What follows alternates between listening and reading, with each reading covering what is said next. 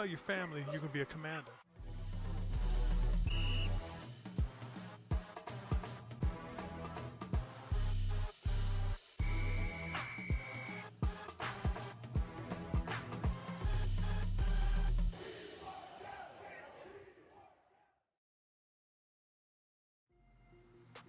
All right, what's happening?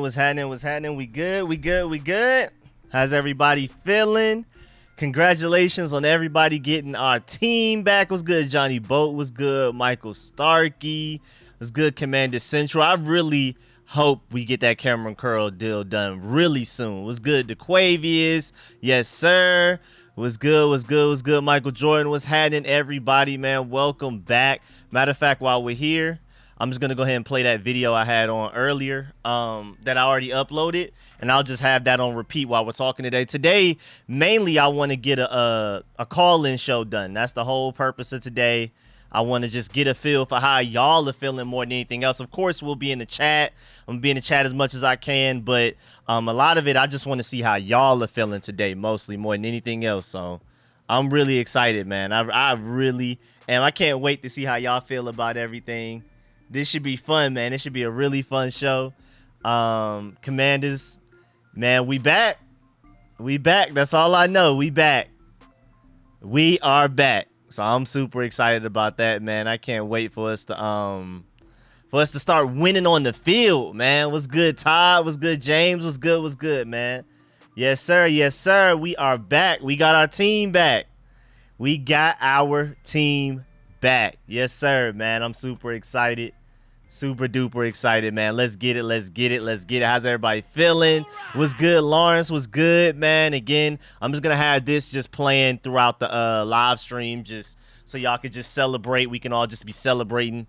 Matter of fact, let me get rid of this. I'm tripping. Let's go ahead and change this to right here, even though it's not Sunday.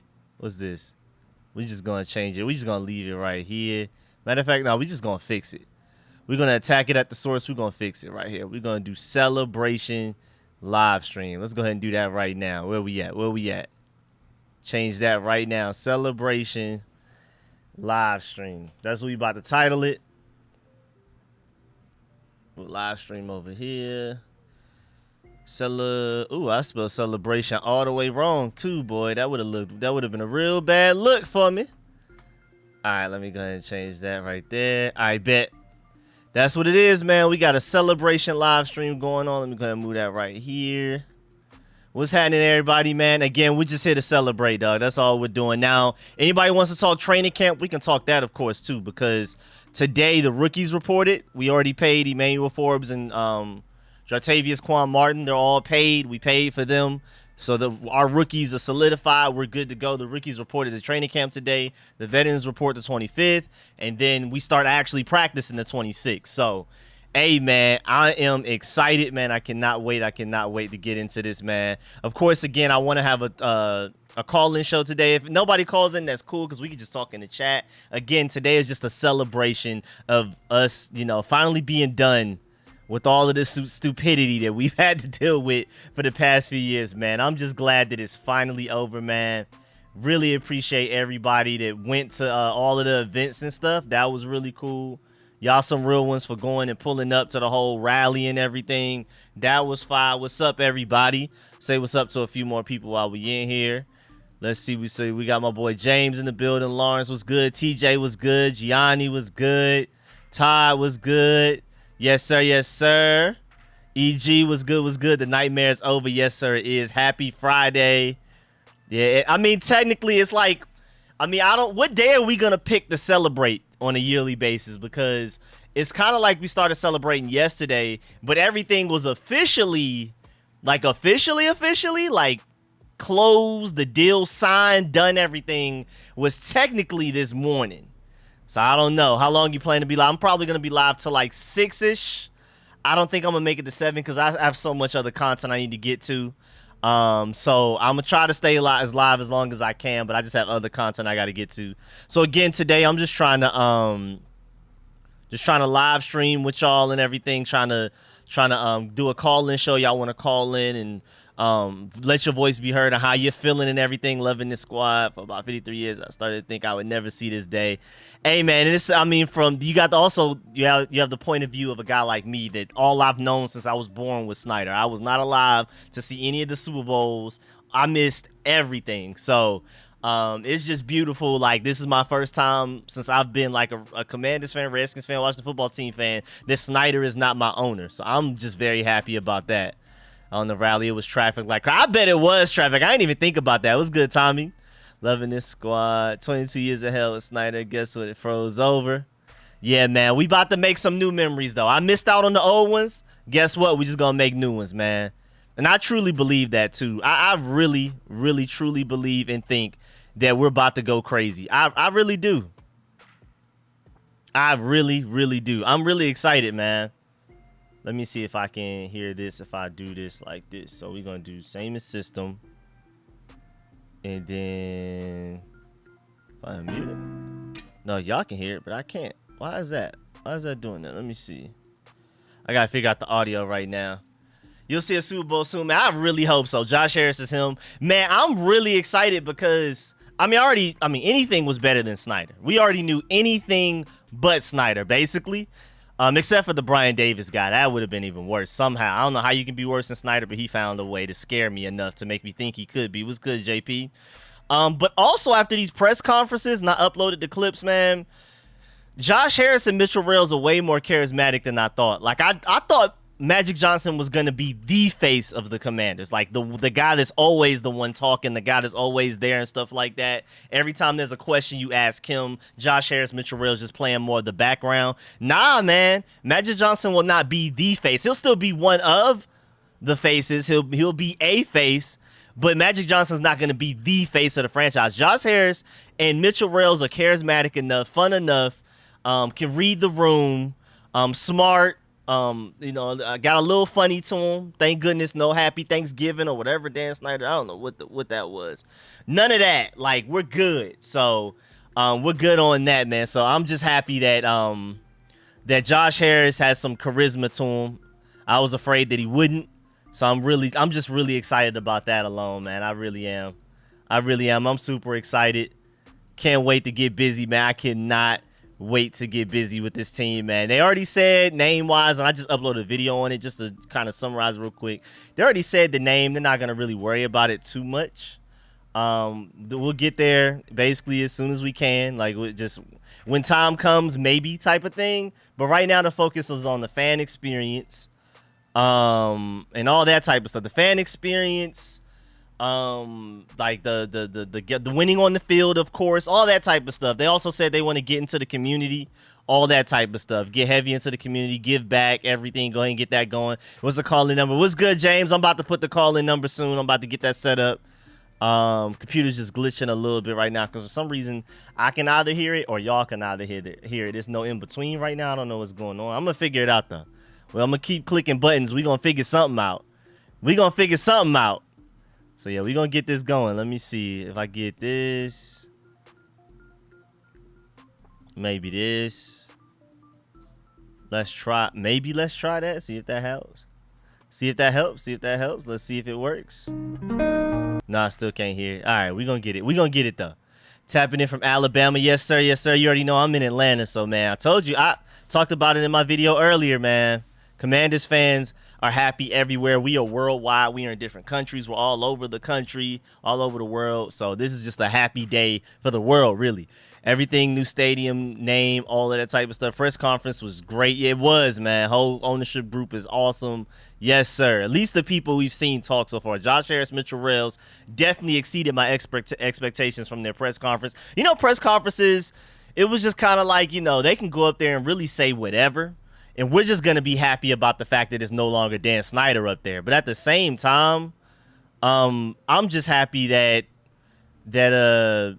like they actually have some personality to them. And again, they can read the room. My boy Derek was there too. My boy was there. Yes, sir. Yes, sir. They do rebrand. They need to leave the helmets alone. I love the jerseys and the helmets. Some of the jerseys I didn't love originally, but it's grown on me to the point that I don't really think it's worth it. I'm worried about like changing that and then like just not liking it at all. You know what I'm saying? So I'm definitely worried about that. So I honestly hope they just leave it. I honestly just leave it. Leave the colors and the jerseys alone, the helmets alone, maybe. If you want to change the name, cool. But again, that's not going to happen anytime soon. I did a whole video breakdown that just came out right before I started live streaming about all of the details behind it. Even Josh Harris even talked about it in his press conference at one point. He was like, that's not our priority. Magic Johnson said basically everything's on the table. If it happens, maybe, whatever. But we're not going to worry about it right now type of thing. They do rebrand. They need to delete the helmets. Man, when I saw Magic Johnson cry new change was coming, it shows the whole group means business. Yes, sir. Tapping in from Bear, Delaware. Yes, sir. Eagles country. I did not know Delaware was Eagles country. That's interesting. Did not know that. Yes, sir, man. We got another person behind enemy lines putting in that work. Yes, sir. Yes, sir. What's good, Virginia? You change the name to get rid of everything dealing with Snyder. That's how a lot of people feel. Y'all know I'm a big Red Wolves fan, but I just don't see that happening anytime soon. I'm not even going to sit here and lie to y'all, sugarcoat it or nothing. I don't really see that happening anytime soon. And that's if it happens at all. Like, if we change the name ever from Commanders, because I wouldn't be surprised if we just, it's Commanders forever at this point. If we were to change it, I don't think it would be anytime soon. But again, I talk about all of that in my video I just uploaded. So, what's good, everybody? What's good, Nicole? What's good? What's good? Been a fan for 40 years. I want to win, but for now, it's just good to not be an embarrassment. I'm telling you, you know who's about to be the new embarrassment of the league? Them Cardinals, at least for this year, because who knows? Maybe after they're so bad that they end up getting Caleb Williams, and then they're not an embarrassment. But as of right now, they are the embarrassment. The Cardinals will be the embarrassment. We played them week 1. Even everybody that doubts us just assumes we're going to win that game. That's a must-win game because you can't lose to the next embarrassment of the NFL. And they're not going to be as bad as we were with Snyder. Snyder was the worst owner doing it. But everybody's attention is now going to focus on the Cardinals. You already see the national media has already started to switch up a little bit. Like Mina Combs, it's been on our side a little bit, kind of on and off, but now she just uploaded a clip from her podcast or whatever, her video podcast, and she's talking about how the Commanders defense was one of the best in the NFL, and if anything, they should only get better next year. I'm gonna upload that clip a little later on as well. So yeah, man, the hype train is already starting, bro. Just getting Dan Snyder away from us, we're gonna get better calls from the refs. The national media is gonna discuss us differently. I'm just excited about that alone, man. We're going to be respected. What's good, my boy Big Simple in the building, man? What's good? What's good? About to be winning. I agree. Who's going to go? Yeah, man, make sure y'all show out week 1. Let you know.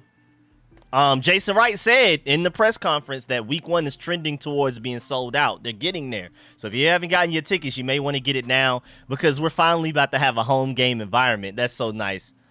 Just win the heck with the name. That's pretty much how I feel. I'm just like, man, the name, cool, but the winning is the most important. They need to upgrade the facilities. Yes, please. Includes improving the stadium. Yes, sir. And the training facilities. I agree. Remember that free agency report that came out? We ranked dead last in the NFL as far as free agency destinations based on all of the things like training facilities, training employees, how the team treats the parents, travel accommodations, all of that type of stuff. We ranked dead last out of the entire NFL. That's terrible. First thing first, make the beer cheaper. Where? I mean, if you consider free cheaper, because Josh Harris gave free beer to everybody that was there yesterday. I'm not sure if he did it again today. Definitely changing up how they cover the Commanders. Because when you win, all of that will come. I agree. Winning is the most important. Name change, cool. We'll see. It's always fun to talk about. Y'all know I'm a big Red Wolves fan, but at the end of the day, I care about winning more than anything else. If anything, I care more about our jerseys and our helmets looking good than what the name is. And again, the jerseys had to grow on me a little bit, but I like the jerseys and the helmets, and I'm afraid of changing that. I'm not gonna lie. I'm afraid of touching it and then it get worse. I'm perfectly fine with where it is right now. I'm really afraid of rebranding because where we are right now, I don't love the Commander's name, but it's all right enough to where I don't want to risk changing the jerseys and the helmets to something that would make me more mad. So yeah, man, again, but at the end of the day, winning is what matters most. But yeah, man, I'm just excited. We're just here to celebrate. Where's my little button, man? Matter of fact, we haven't even done the celebrations yet, man. We got to get to celebrating. Got to get to celebrating. Oh, they're not even, everything is just broken right now, man. We can't get nothing to go. Can't get nothing to go. Thought I seen John Com say they were not going to change the name. because it's going to be a long process. Yeah, that's what they said a few months ago.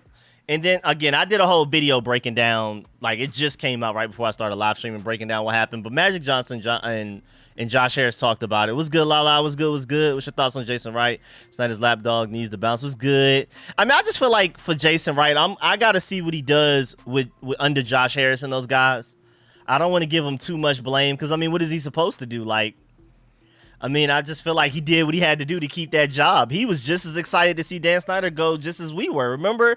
I don't know if y'all saw the interview he had. He had an interview like a couple of months ago, and like it was a lot of sneak dissing towards Snyder. It was a bunch of like, I can't wait for this new era and stuff like that. Like he's ready for Snyder to go too. I think he just basically stuck around and did what he had to do to keep his job, but I don't think he likes Snyder. I don't think you have to worry about Jason Wright liking Snyder. I think he just tolerated him. Guess I need to get some Commanders gear now. Yes, sir. You see, I got the Sean Taylor jersey on. You know, I only bring this out for game days. This is a special moment. I had to bring it out today. Like to have the old Redskins helmet with the R. Put a W instead. Commanders is a decent name. The unis are good, but they can be better. That's what I'm saying. It can get better. It can get worse. I don't think it's worth it. I'm perfectly fine with where we are right now. It can get better, and it can get worse. I'm scared to touch it. I'm scared to touch it. I'm scared to try to fix what's not necessarily broken in my eyes. I am scared. But yeah, Jason Wright, I wouldn't give him too much heat because I think he did what he could, to be completely honest. I really do. I think he, like, whatever it took, he just did it to keep his job, to stick around.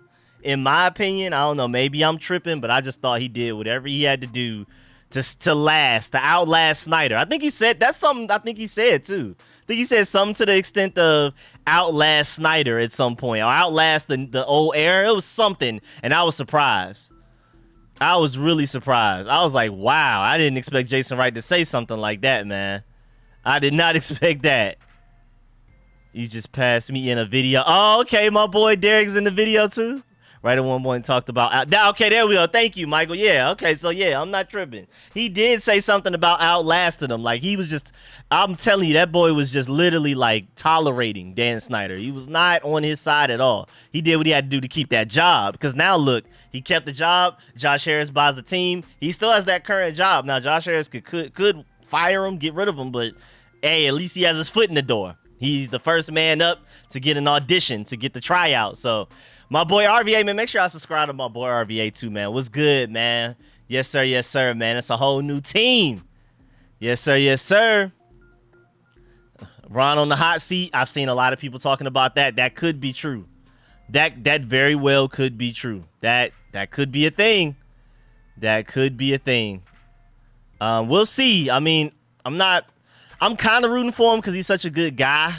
But he's got to go out there and show me something this year. But luckily, one of the main problems I have with Ron Rivera is time management, like how he uses his timeouts, 2-minute situations, end of game situations, stuff like that. And Andy Reid said that's literally what Eric Bieniemy's job was for him. Remember, Andy Reid was terrible with time management until Eric Bieniemy got there, and Andy Reid even admitted that was Eric Bieniemy's job and he handled it well. I'm assuming Ron Rivera would defer to Eric Bieniemy when it comes to 2-minute warning situations, 2-minute, all that type of stuff, all that time management stuff that Ron Rivera was awful with last year. I think Eric Bieniemy will take that over. So I mean, I think Ron Rivera is basically just going to be the leader, the motivator, all of that type of stuff. I don't think he's going to meddle as much, and I think that will be a better Ron. I think Ron Rivera with less power is a better Ron Rivera. He's splitting up the GM responsibilities with like 3 or 4 people now. He tried to do it by himself a few years ago. He completely defers offense to Eric Bieniemy. He said he'll go bounce from room to room every now and then, but he's completely deferring the offense to Eric Bieniemy. That's why he's the assistant head coach as well. And then defense is straight Jack Del Rio, but Ron Rivera will have his input there a little bit as well. But basically, Ron Rivera has more input on the defense than offense. There's a huge difference now. He kind of held Scott Turner's hand and still like had his input, told Scott Turner what plays to call, kind of like we want to run the ball, don't pass it here, things like that. He's not doing that with Eric Bieniemy. So again, Ron Rivera with less power is a better Ron Rivera. So I'm kind of rooting for the guy because I think this year will go by way better for that. Ready for Emmanuel. Can't wait to see him play. He got that money. Yes, sir. Again, Emmanuel, I talked about this in the beginning of the stream, but Emmanuel Forbes, and Quan Martin, first and second round picks of this past 2023 NFL draft, have gotten their money. Ricky's reported today to training camp. I can't wait to get more news about that. Maybe some clips even. We haven't gotten anything from it because everybody's so just focused and hype and happy about the team getting sold. But again, a really underrated piece of news is the fact that the fact that the rookies reported to training camp today. The veterans report the 25th, and then we start practicing the 26th. So we'll officially be in full-time training camp mode as of July 26th. So man, make sure y'all stay tuned for that, man. I'm really excited about that. I'm still just trying to get my my headset to get it right, because right now I can hear, let's see. Let me see. I don't know why. Preferences, let's see what's going on. So yeah, man, I'm just really excited. I think honestly that we about to put in some work, man. I really do think the Commanders are about to be great. I think we're about to take over. I think we're about to start winning. I know Nick Wright and those guys did like a recent 5-10 minutes of their show basically talking about who are the teams the most likely to go from worst to first. Nobody mentioned us. I sincerely believe we have a chance. I mean, the fact that we beat the Eagles last year with all of the offensive line injuries we had, Scott Turner instead of Eric Bieniemy, Taylor Heineke instead of Sam Howell, so many changes. Our secondary should be improved. We still found a way to go 8-1 with his ridiculous. If you just look back at that team last year compared to what we have now, it was easily worse, and we still managed to go 8-1. We should have made the playoffs. We just folded. Taylor Heineke and Carson Wentz were awful. I refuse to believe Sam Howell will be that bad. Again, Eric Bieniemy is going to make a huge difference. Even just offensive line wise, calling the right plays to where the offensive line isn't in bad situations, where Charles Leno was out here leaving Kayvon Thibodeau unblocked for him to strip sack Taylor Heineke. We should have won that game. So that would have, instead of being 8-1, we would have been 9-7-1 just off of that strip sack alone. That one play that I feel like Eric Bieniemy wouldn't have made that same mistake that Scott Turner did. So it's so many little things that are going to add up to big things why I feel like we really have a chance to be great. And again, we found a way to beat the Eagles last year with the fact that we were worse last year than we are now. Now, granted, the Eagles got better too with a lot of my Georgia Bulldogs, but we gonna see, man.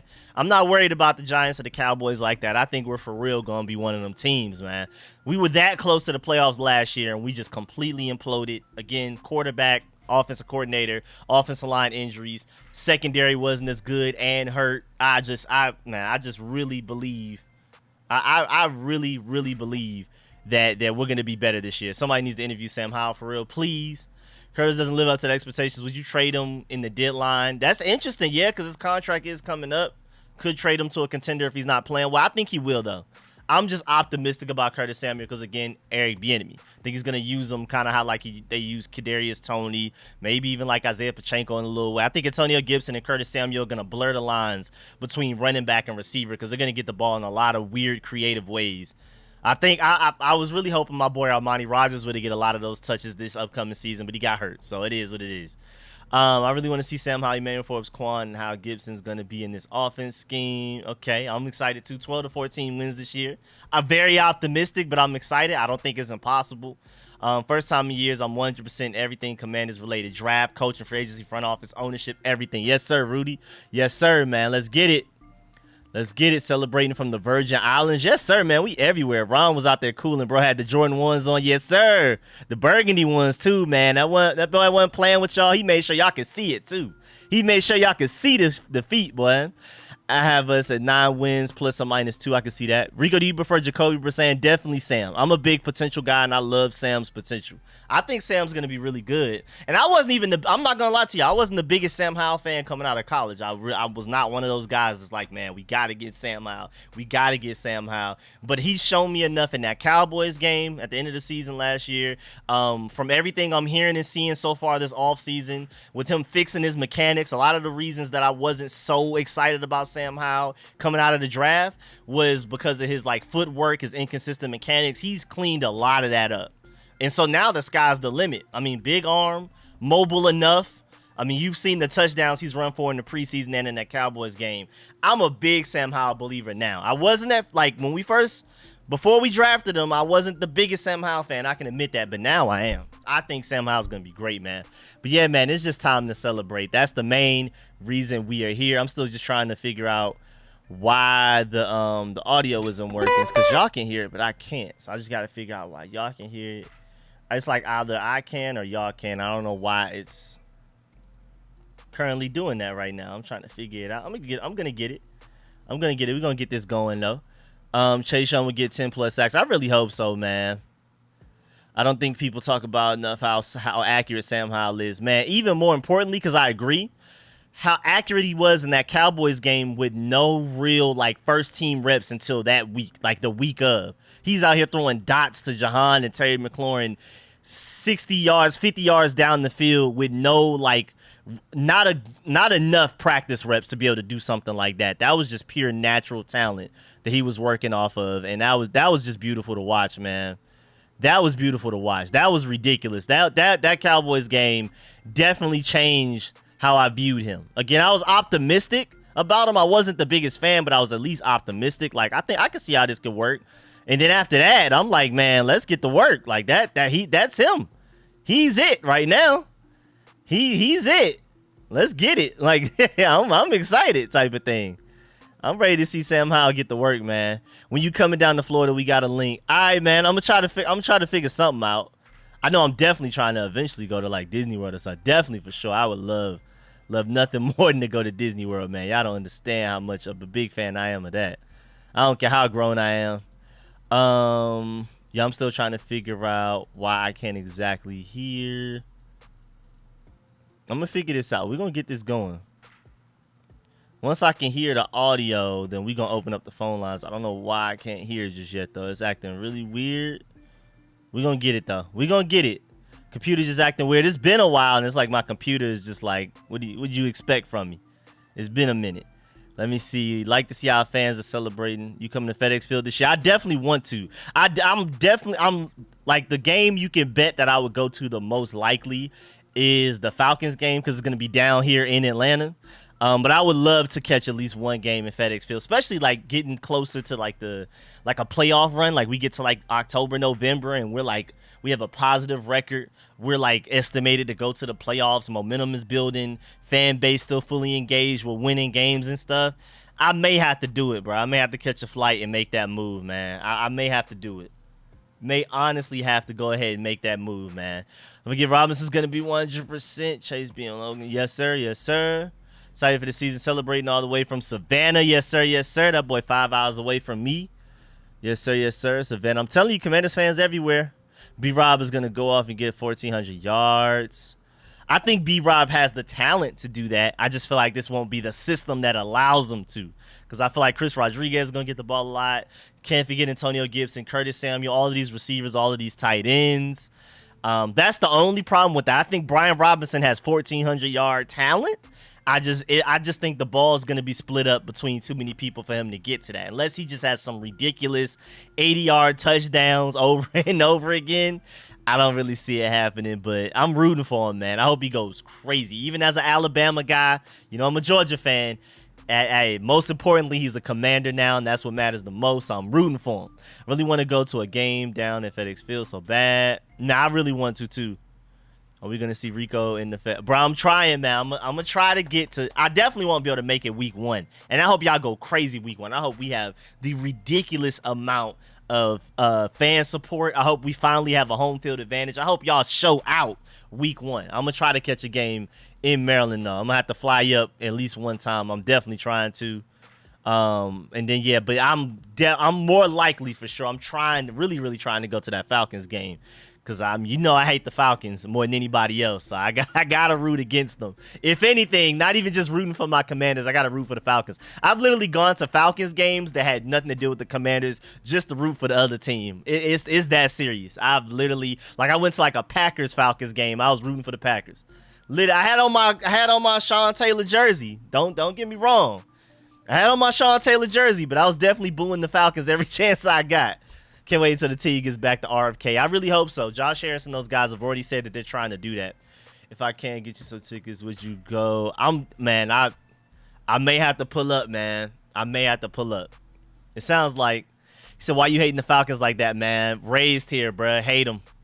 Hate them. Raised here. Gotta hate them. Gotta hate them. All that trash talk in high school when the Falcons was consistently going to the playoffs and we were terrible. And I mean, I had RG3 season. That's it. He said, "Well, Brody, where? Oh, Brody's over there just chilling in the recliner, literally just cooling. Week 1 should be a sellout and a blowout. Yeah, hey man, I definitely believe in the sellout, and I'm very, very like 90-something% confident that we're gonna win. But I'm just worried about the Commanders commandering and making that game closer than it should be. Because Kyler Murray's not even gonna be healthy. We should run through the Cardinals. It's gonna be Colt McCoy starting, and if anybody knows Colt McCoy and where his ceiling lies, it's us, and how good he can be, how likely you are to win a game with Colt McCoy as your quarterback. Unless it's against the Cowboys, I'm not confident in Colt McCoy winning any games. So there's no reason he should be able to do that against us with this defense. Our team is better. Even if you take away quarterbacks, our team is better than the Cardinals. So then you add the fact that we have Sam Howell versus Colt McCoy. I'm really excited. Let's go. Washington Commanders, Greensboro, North Carolina. Yes, sir. We got North Carolina in the building. I live in Maryland.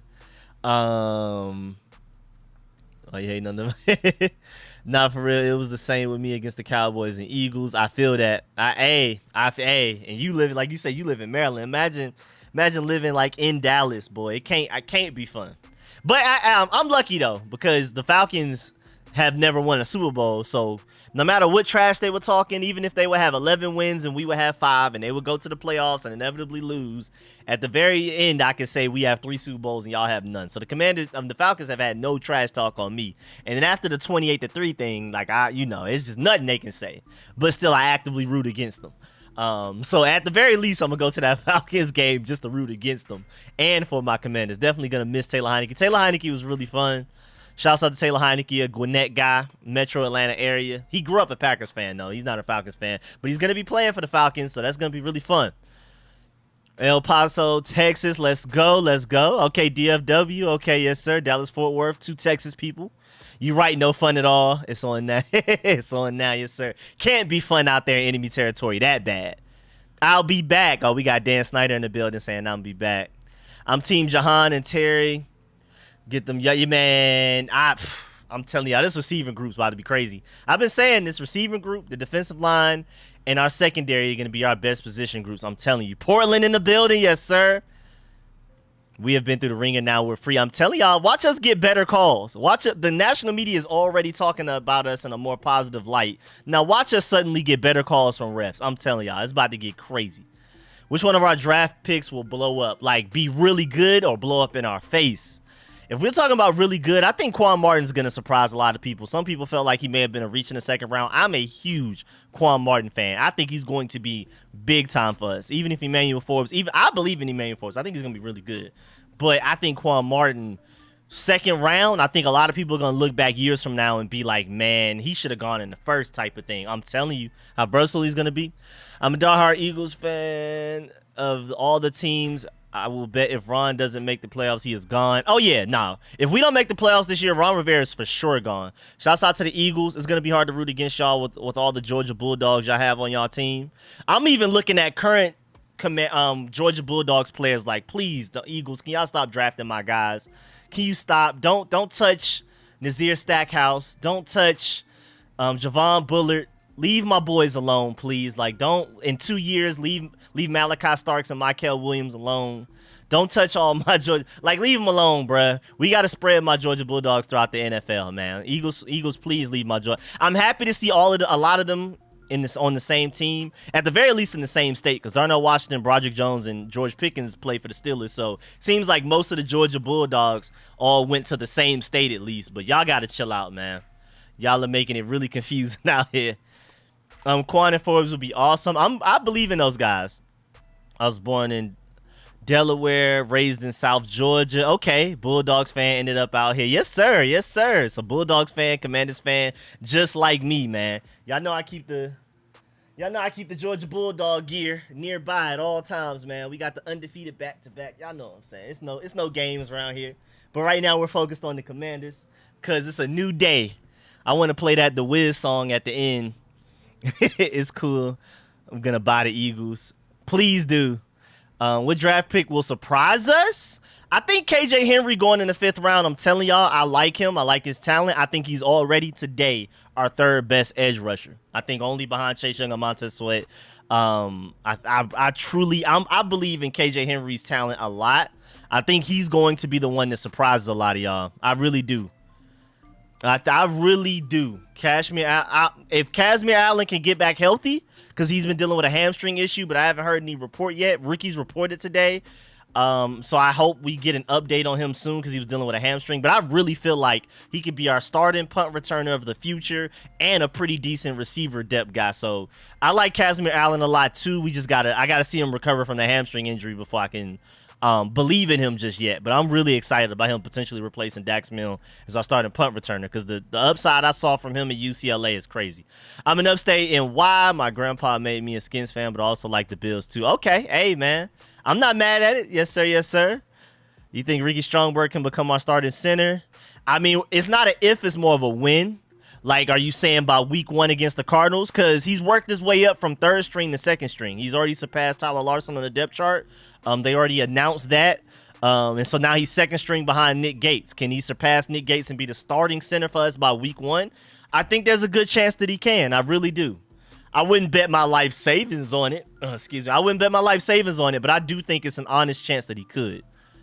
Stockton, yes, sir. Stockton, California, yes, sir, yes, sir. Y'all already know I love Stockton, California's music, like J-Bo and Jock and Slowby and all of them, and even like Bounce Back Meek and NBM now. I love Stockton, California musically, like the whole Northern Cali thing. They have Falcons as possible. They have Falcons as possible last to first and never even mention Heineke. They sleeping on them.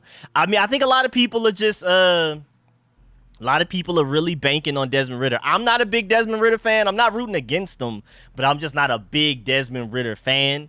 I wouldn't be surprised if Taylor Heineke starts against us, whether Desmond Ridder's bad or I'm not wishing injury against us, but I wouldn't be surprised for whatever strange reason. By the time we play the Falcons, Taylor Heineke is a starting quarterback. Even though it's early in the year, I think it's like week 4, week 5 or something like that. So we'll see. But we'll see how it goes.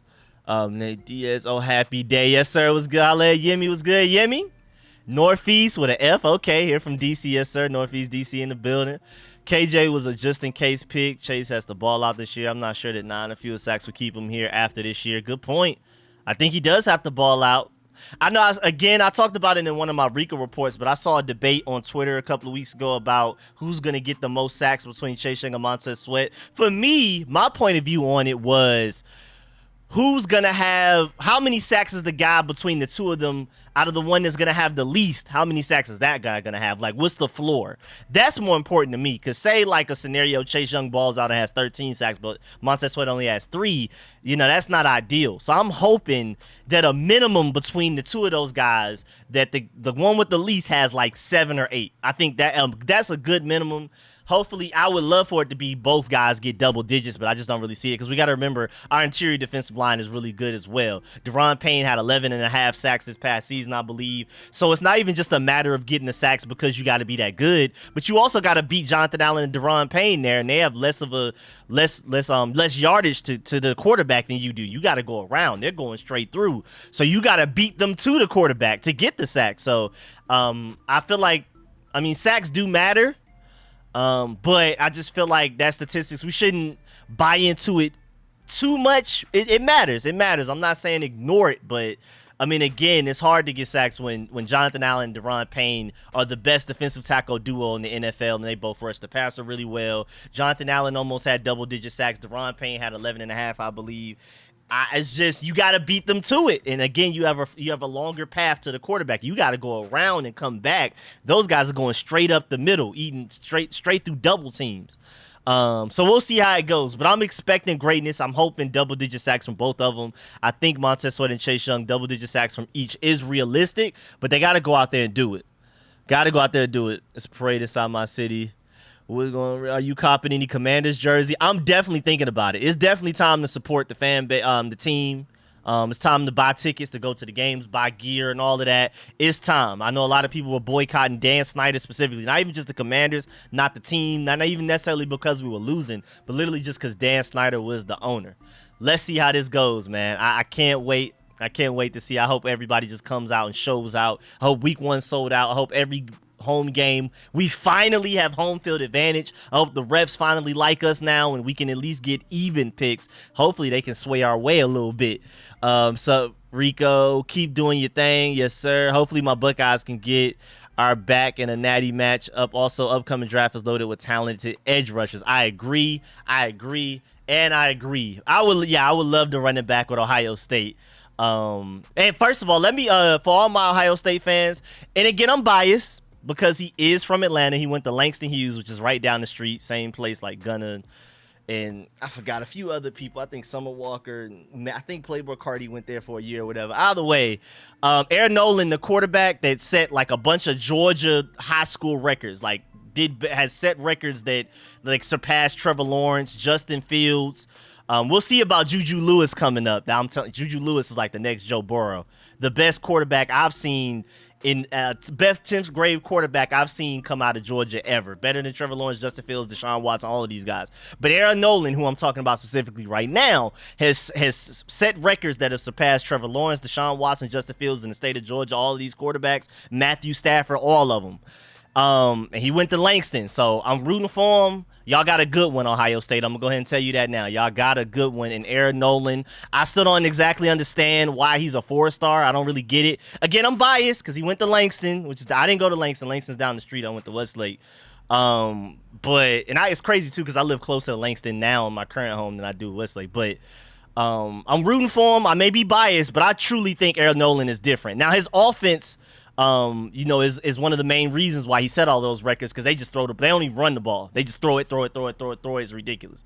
But still, to be able to set records to surpass Trevor Lawrence, Deshaun Watson, Justin Fields, Matthew Stafford, all of these great Georgia quarterbacks, Aaron Nolan is serious. And if you look at his tape, you'll see it.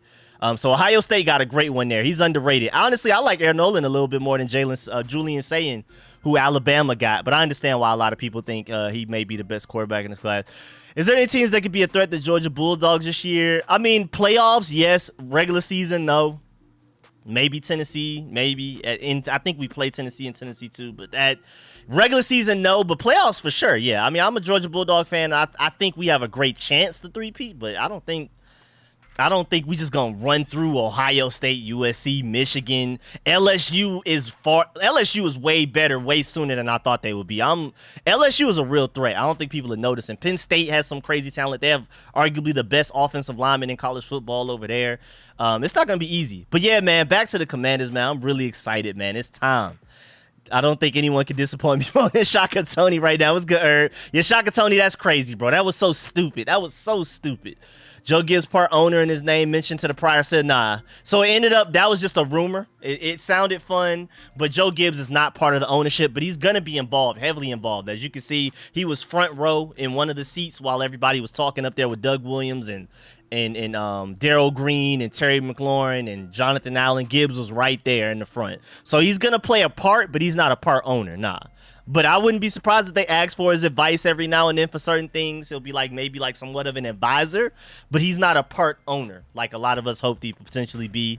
But I'm just happy that he's there. He goes right there. Speaking of him, right there he goes entering the press conference. People even interviewed him after the press conference. I uploaded those clips as well. But yeah, man, this is a celebration. Commanders, rejoice. Man, I'm just so happy that we're here. Again, I'm trying to figure out why I cannot hear the audio. Once I get this audio, we can literally just go ahead and do the call-in show. That was the purpose of this, but I can't hear it for some odd reason. I don't exactly know what's going on. Get yourself together, computer. I know the computer was broke for a while, but we got to be better than this. As long as he keeps advising, yeah, I'm happy with that. So he's part of he's not officially a part of the organization at all. He has no title. He's nothing. But I'm just, if you're smart, you defer to Joe Gibbs when it comes to a couple of things every now and then. Ask for his advice, but he doesn't have any title with the Commanders. He's not hired by the Commanders. He's not a part owner. He has literally nothing by title to do with the Commanders, but he's always going to be around and involved. Sounds like he's good. Yeah, I just think he's always going to be around. I don't think it's going to be anything like that. Left hand up. Yes, sir. Yes, sir. Or maybe I'm wrong. Preseason will show us the truth. Watch this film, not impressed. Fix the Sean Taylor statue. I forgot about that. I'm not going to lie. I completely forgot about that. They did update it later, though. 5+ sacks week 1 and 2 picks. Okay. against Colt McCoy out there running for his life. Okay. That's funny. I wouldn't be surprised, though. Colt McCoy out there running for his life. Would not be surprised if that man ends up throwing all kinds of picks, getting sacked, all kinds of stuff. We need a proper Taylor statue for the new stadium at least. Sean, yeah, I hope they redo it, do it better. They did update it, and they made it slightly better, but I don't remember what happened. Only thing Joe Gibbs knows how to do is win. I'm telling you. We got to say a prayer for the Cardinals. I feel bad for my guy, Paris Johnson. Bad timing. That is where Paris Johnson went, isn't it? Your Ohio State boy. Paris Johnson is the... Oh, man. He thought he was going to Kyler Murray. He thought he was... Nah, man. Kyler Murray out for a long time. May not be back ready till like November, maybe even December. Whole new coaching staff, new everything. DeAndre Hopkins was like, man, I don't care what y'all do, but y'all got to get me out of here. J.J. Watt retired. I'm not even sure if Zach Ertz is still there. I don't even know what's going on with the running back situation. Yeah, poor Paris Johnson, man, with them Cardinals. Man, I think if we don't win by 20 plus points, I will be slightly disappointed because that's the statement game. It's going to be at home. It's going to be sold out just purely because of Dan Snyder selling the team, just the hype around the fan base. Eric Bieniemy, new offensive coordinator, new quarterback, so many things to be excited about. I hope our team receives that energy, it puts it onto that field, and we win by 20 plus points, at least double digits. You got to beat them by at least double digits. My boy Jay Willard, channel member, rookie sponsor for 12 months. Appreciate that. Loving this day, taking it all in, man. I really appreciate that big time, man. Thank you. Big time, very, very much, man. I really, really appreciate that, big dog. Yes, sir. We haven't defended our house in a long time. Yeah, it's been a minute. And again, you can't blame us fans because what was there to be proud of? Dan Snyder is the owner. Mediocrity. And I keep making the joke about Ron Rivera because it's just funny that Ron Rivera is so average that he found a way to still go 500 in a 17-game season. Odd number season, still managed to win just as many games as he lost. 8-1. Like, it's just, that's ridiculous, man. I mean, we've just been so average, perpetually average for so long, and I hate that stuck in the middle average. I prefer to be terrible and become great than to just be average for forever, but I'm hoping we turn it all around. I want to see FedEx Field sold out. Again, Josh Harris already said at the press conference, the press conference you're seeing clips of right now, that it's trending towards being sold out. So if you want to get tickets, you better hurry up because it's looking like that week 1 game against the Cardinals will be sold out. We will finally have home field advantage. Quite nice. We haven't had that in years.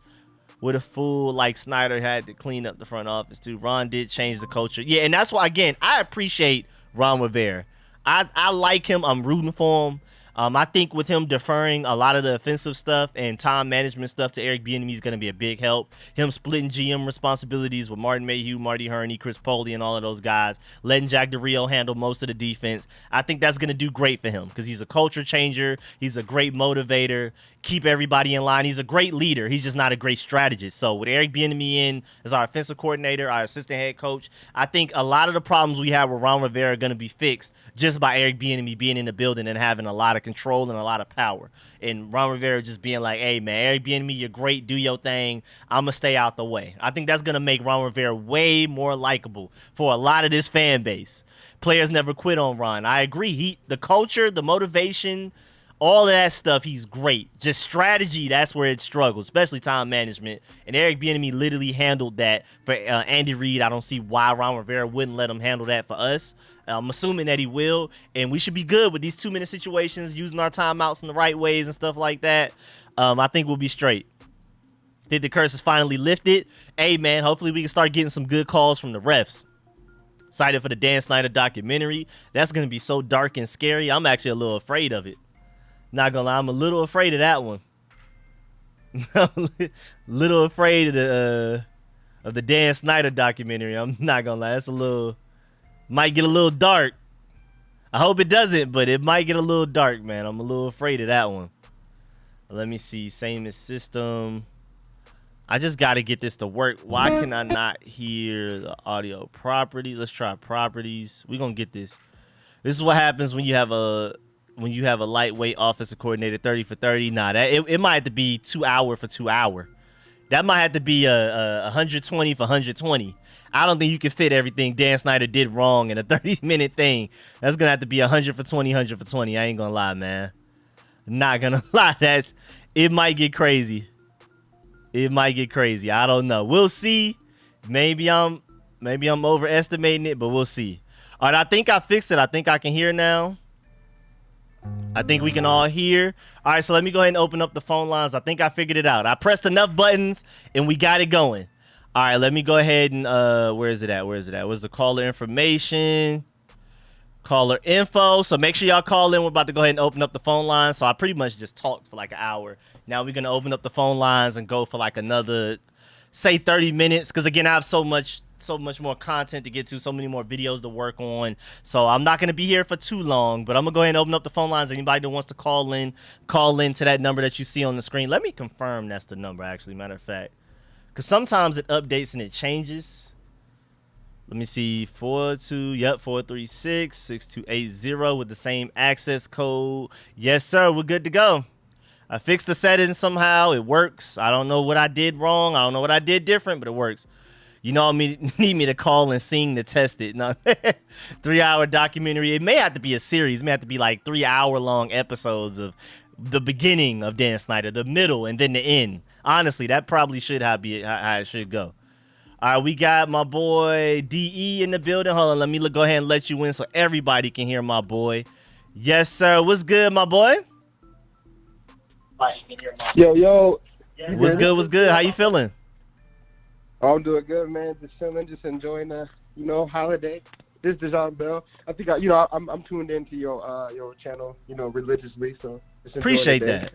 Appreciate that. Yes, sir. Yes, sir. What's good, man? How you feeling about the team finally not being under Dan Snyder's control? Did you see the press conference as well? Bro, so look, like I said, I became a fan like in the mid 2000s. So obviously, I'm like, young to not know like when Dan Snyder got introduced. But bro, like hearing Josh Harris talk, like I never heard like Dan Snyder speak. So I'm already just feeling happy. Like I never even heard a word from Dan Snyder. So like I don't even know how his voice sounds. So.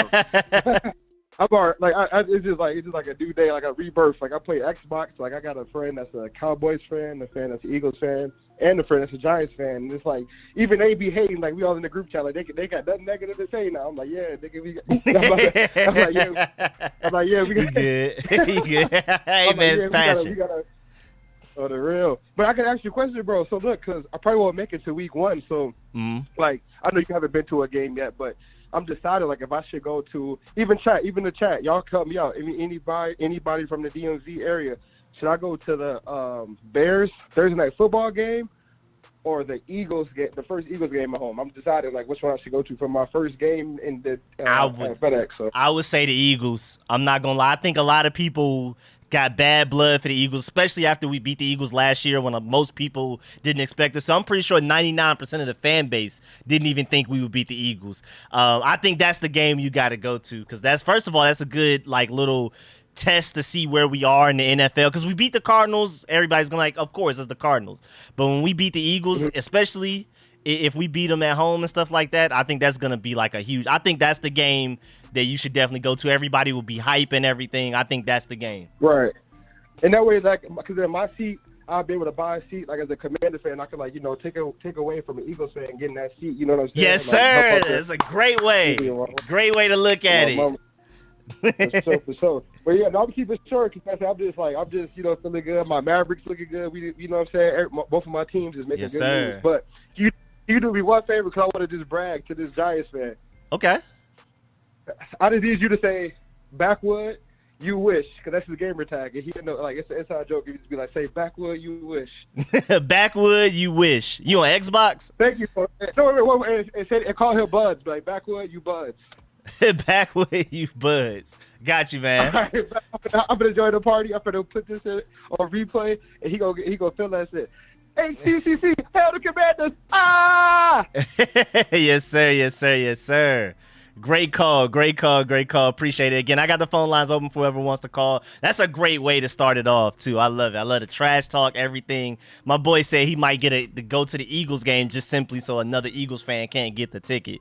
That's some hate. That's some deep-rooted trash talking that I love. That's the pettiness I want from everybody this season.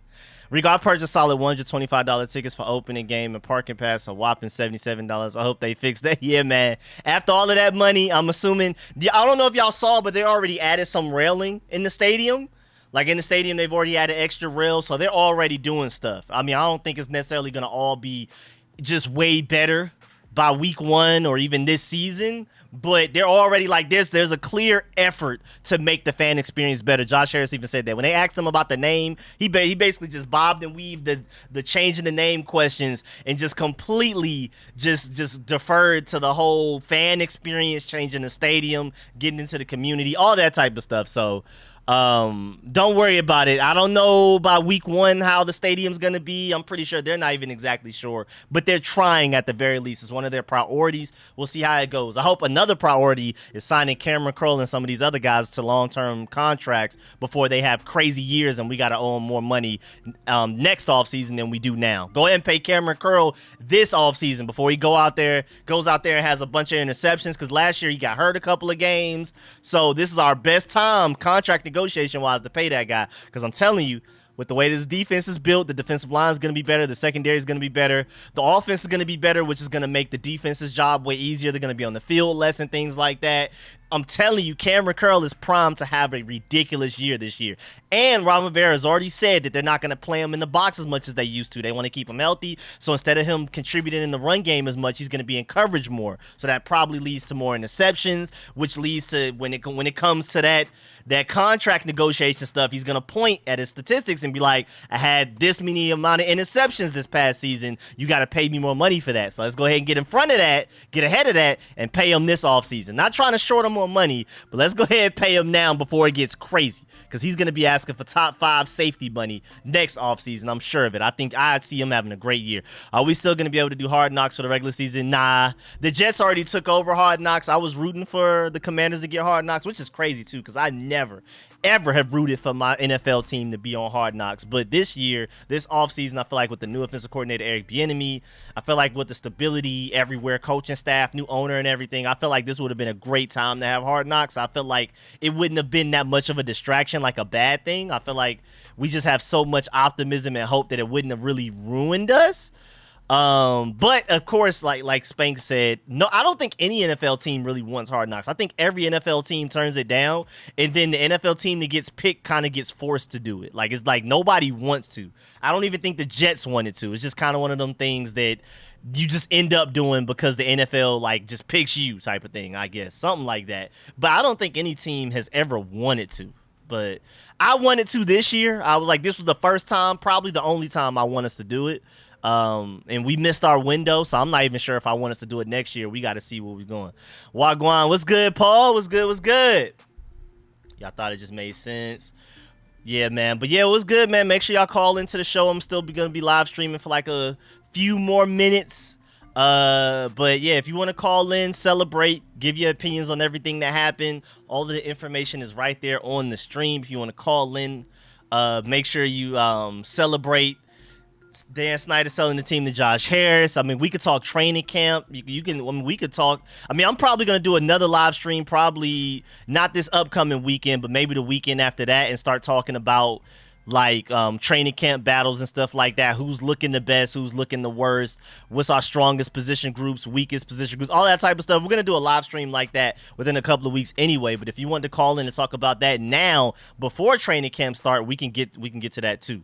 Because again, just to remind y'all, for those of y'all who may not have been here already, the rookies reported to training camp today. That news just kind of got swept under the rug. Nobody's really paying attention to it because we're just celebrating a new era, a new dawn. The reign of terror of Dan Snyder is over. We are now officially moving on to Josh Harris, Mitchell Rails, and Magic Johnson, all of those guys. So that whole, like, Jartavius Martin and Emmanuel Forbes signed their rookie contracts today. Rookies reported for training camp today. Veterans report the 25th, and we start officially practicing the 26th. That just seems to have been forgotten because again, the big news of Josh Harris buying the team just overshadowed everything, but in a good way. That's not a bad thing. I'm happy, but hey man, a lot of people are forgetting that training camp is starting. Like, we getting there. Rookies are literally in Ashburn today, like getting ready, all of that type of stuff. Need to get dinner going. Have a fantastic weekend, everybody. Left hand up. Yes, sir. I feel really optimistic. Yes, sir. Thank you, mommy. Don't forget that hit that like button, everybody. We have 97 people in the stream right now. Please like the stream if you haven't already. That goes a long way for me. It's free for y'all. It means the world to me. Really appreciate it, man. And again, I got the phone lines open for whoever wants to call in. If nobody calls in by 6:15, then I'll probably go ahead and end it because I have so much content to work on, so many videos. Like I literally have like 2 videos, one on this screen I'm working on, one I'm editing on this screen. So much stuff I need to work on. So I just wanted to live stream real quick to get the feeling for how y'all feel. Also give my opinions and voice how I feel about the whole team sale and all that type of stuff. So just let me know. Call in if you can, call in if you want to, but I'll probably dip out by 6:15 and nobody's called in by then. Somebody calls in, then I'll stick around maybe a little bit longer. We'll see. Day games are more fun, so keep that in mind as well. Good point. Well, I mean, I guess it depends though. Some people may prefer night. I don't know about night games when it starts to get colder though, because I'm in Atlanta. First of all, Atlanta's warmer, and I'm spoiled because Mercedes-Benz Stadium, they just cover the roof. They that retractable roof. They just pull it back up, and now it's perfect air conditioning, perfect 75-degree weather in December at night. Like it just, I'm a little spoiled. I'm not gonna lie. I go to Falcons games just to root against them. The most recent Falcons game I went to though was the Commanders game, where obviously I was rooting against them because I was rooting for the Commanders. But if I go to a Falcons game in Atlanta and the Commanders not even playing, I'm just rooting for the other team by default. Now, if it's the Falcons versus Cowboys, I don't know. I'm just hoping somehow it's not even a tie. Somehow both teams end up with a loss. That's what I'm rooting for somehow. I've never been to a Cowboys-Falcons game, no. But if I did, and no matter what, even like the time I went to a Falcons-Packers game, I wore my Sean Taylor jersey, the same one I have on now. But I'm just actively rooting against the Falcons. So sometimes I'll catch some games like that. All Commanders fans, get you a bottle of champagne and go up. Yes, sir, man. It's time to celebrate, man. It is time to celebrate. I'm so excited. So excited, man. I can't wait to even just start working on all this other content I have.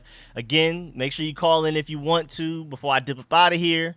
Probably leaving 4 minutes if nobody calls in. I'm really happy that I figured out the technology behind this call-in show, though, because my computer was tripping for a minute. As many of y'all may know, a couple of weeks ago, my computer was just like dead. I had to like get it fixed and everything. And ever since I got it back, I've been able to work on videos. But the live stream stuff was a little weird. Finally figured out how to get that going, how to work that, so y'all can call in and everything. So I'm happy. We're back. I'll probably won't live stream this upcoming Sunday. Maybe I will, but I'll definitely live stream the Sunday after that, and we'll get some stuff going, man. We're gonna talk training camp. We're gonna talk everything. Maybe I'll live stream Sunday as in 2 days, maybe. To talk training camp. Week 1 needs to be where is it? Needs to be sold. Yes, sir. Streets, you got to come up, bro. Josh Harris already said the tickets are almost sold out. Like I think it will be sold out, man. Like I'm very confident and optimistic that it will be. Josh Harris in the press conference today said, hey, basically y'all better get y'all tickets if y'all plan on coming to that week 1 game, because it's about to be gone. And that's so great to hear, man. The fact that the Commanders, a burgundy and gold team, whether it's the Redskins, Washington football team, Commanders, are going to have a home field advantage again. We're probably finally going to start to get some calls from the refs. This is going to be a huge difference, bro. I don't think people understand how so many little things can add up to have big impacts. I'm telling y'all, going from Scott Turner to Eric Bieniemy, going from Carson Wentz to Taylor Heineke to Sam Howell, the just natural law of averages. Our offensive line just shouldn't be as hurt as it was last year. And even then, I feel like we made some decent moves. I feel like we could have done more with the offensive line, but I feel like we made some decent moves to improve it slightly. And at the very least, if we're healthier, we're a better offensive line this year than last year, just purely off of health. Also, maybe refs start to give us calls. Also, having home field advantage, there's a reason home games matter. For the Commanders, for the Washington football team, and even for some years as the Redskins, we haven't had home field advantage. That's the reason teams love to play at home, because if the crowd is loud and they can't get their call in, so they're getting delayed games and things like that. We haven't had that as the Commanders, as the Washington football team for years. That's going to be a huge difference. Like, our crowd is going to actually affect games now. It's just so many things that are just going to be different moving on to this season, that how we went 8-1 last year, and we shouldn't at least go 9-7 this year. I mean, 9-8 at the very least. It's got to be something. Okay, my boy Ivory done called in. Let me bring him into the show. What's good, Ivory?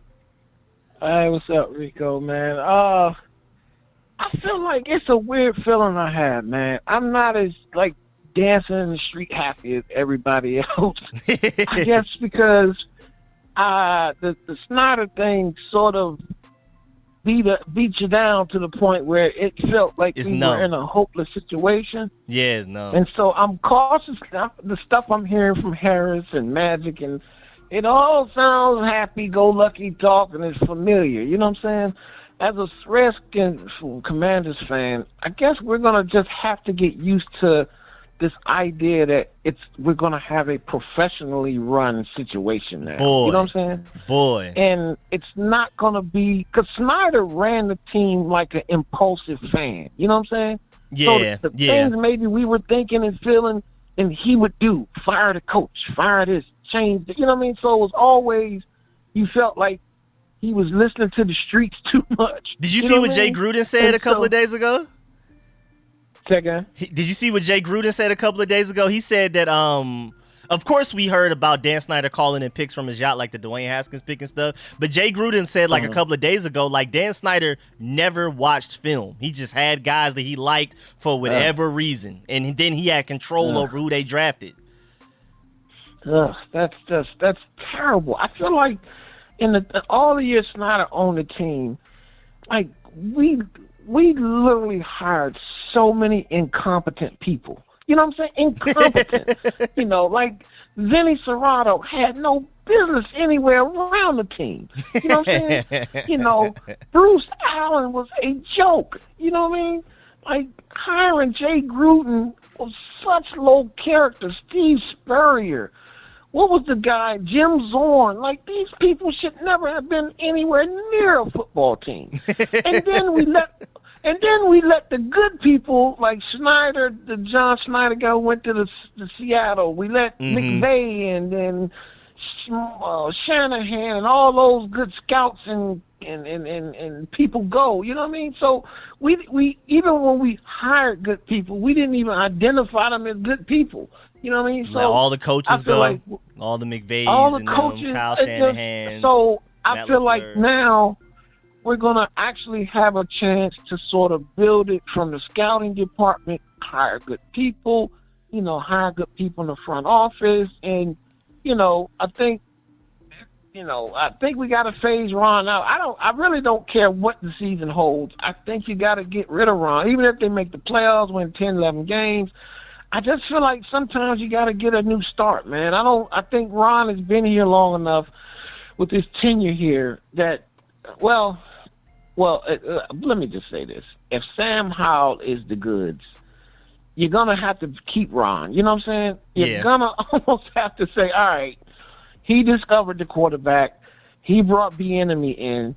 And to me, personally, I think the odds of Howell panning out are pretty good only because of Bieniemy. You know what I'm saying? Mm-hmm. I don't feel like the team, without Bieniemy, I would not feel good about where Howell is. I think he needs to be coached hard. You know what I mean? And Bieniemy coaches the hell out of you. You know what I'm saying? Boy, he's in their faces.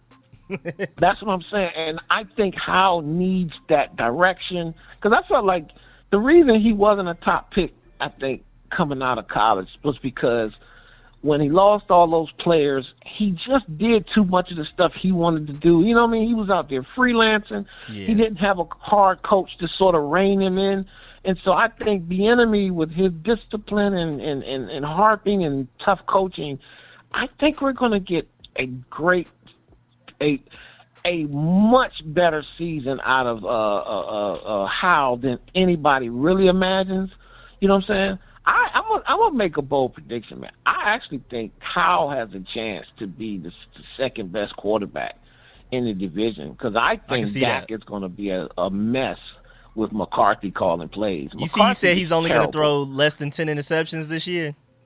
Yeah, that garbage. I'm like, and McCarthy is such a panicky kind of coach. He really doesn't have any poise. He was getting on Aaron Rodgers' nerves at the end. So I really feel like Dak is going to be a mess. I think without Saquon and him being unhappy, Daniel Jones he is ready to revert back. You know what I'm saying? I think they got a great season out of him by asking him not to do too much, and by having Saquon do all of what he did from scrimmage. I think Howell has a chance to be the second best right behind that doggone Hurts. You know what I'm saying? Yeah, I can see and that. I'm telling you, I think people are underestimating. I know your Georgia Bulldogs. They drafted them guys. I do not think they're going to be as good as Hargrave and them guys on the interior. And I think if you lose a little bit of defensive bite with the linebackers they lost in Philly and stuff, I think, man. Some secondary players, too. I think our team we're on the cusp of having a dominant defense, man. Yeah. Forbes back there with Quan Martin and the depth we got at safety and corner, man. I'm telling you, it feels like our D is loaded, and we got Sweat and Chase on prove it to me seasons. You know what I'm saying? Contract years. Man, them dudes gonna be. And Chase looks great. You know what I'm saying? Great, yeah, His excellent. Explosiveness.